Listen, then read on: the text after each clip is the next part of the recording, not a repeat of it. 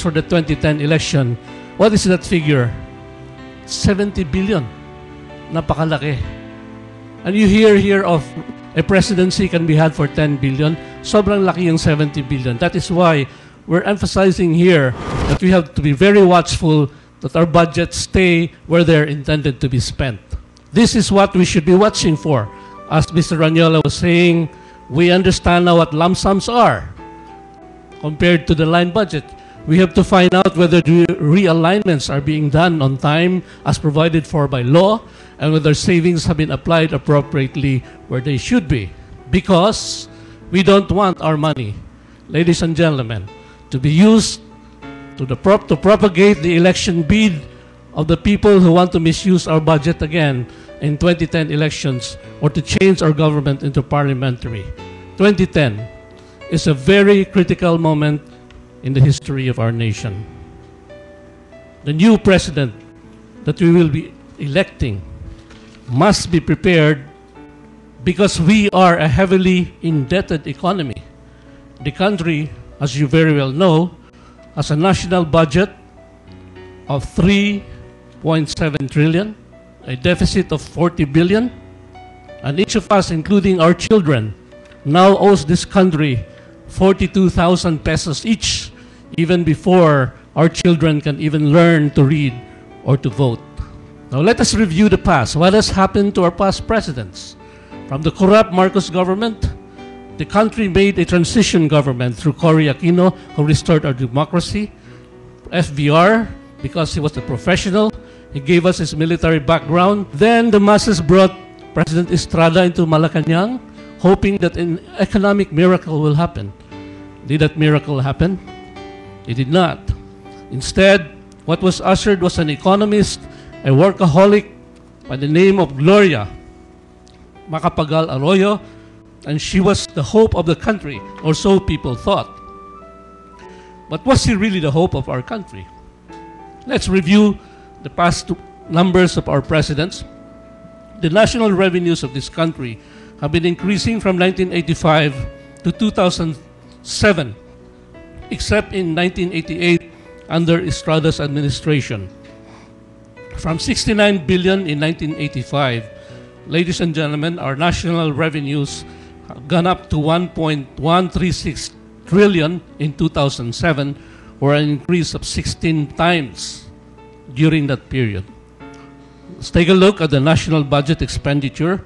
Under the GMA administration, the country registered an expenditure of 710.76 billion, but has continuously been increasing to 1.1 trillion in 2007. And you will notice that the biggest increase in expenditures ever recorded on this timeline was from the year 2006 to 2007, with 1.145 trillion, or an increase of 10 times from the time we started recording it.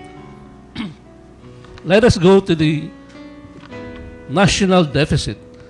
The 11.14 billion national deficit during the Marcos years almost tripled during the Cory's administration, but it was trimmed down to half to 15.9 billion when Fidel Ramos took over. And for 4 consecutive years from 1994 to 1997, there was actually a surplus. However, ERAP broke the trend in 1998 with a deficit of 49 billion. And that following year, the figure grew more than twice to 111.6 billion, and from then on continued to soar and to soar. As a matter of fact, the highest deficit on the timeline ever recorded was incurred during the Gloria Macapagal administration in 2002. You look there at the chart, it's 213 billion pesos. Revenues, expenditure, and deficit. You will see that we are continuously increasing our deficit. Only in the Ramos era did we have a surplus. And during the reign of Gloria Macapagal Arroyo, instead of increasing or decreasing our debt has increased because of the constant deficits. Presenting to you the national outstanding debt of the Philippines, there has been an upward trend from 1997, a year before ERAP's presidency, to the year 2005. Current records show that the national outstanding debt of the Philippines is 3.7. And ang projection natin for next year maging 3.9 billion ang ating utang. So for the record, from 600 billion during the time of Cory, we are now at 3.7 billion and a huge increase in our debt of 3.1 billion pesos. Now, let us focus just on Gloria Macapagal's Arroyo's record. Did she perform well? Estrada's time was cut short by GMA's takeover in 2001. She was installed to power because the miracle that the people were hoping for in Estrada turned into a nightmare. GMA was fortunate because the people believed in her. This period could have been her opportunity to learn the intricacies of running the country before the 2004 election. But what happened?